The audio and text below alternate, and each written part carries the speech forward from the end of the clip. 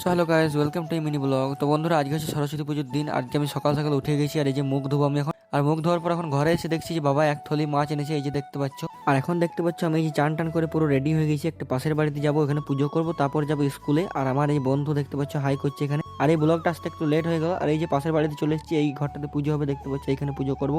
এই যে দেখতে পাচ্ছ, আর এখানে আছে ফুচু।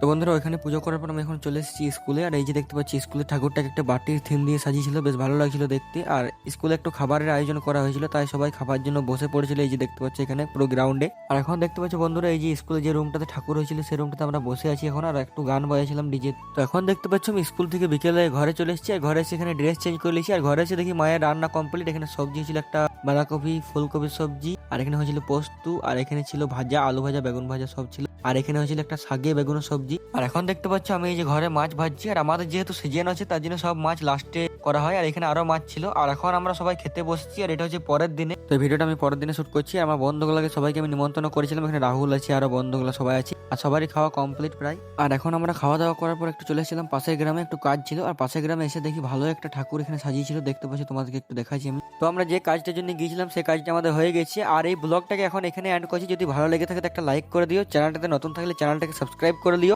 আর সরস্বতী পুজোর লং ব্লগ যদি দেখতে চাও তো নিচে লিঙ্ক দেওয়া আছে, চাইলে দেখতে পারো।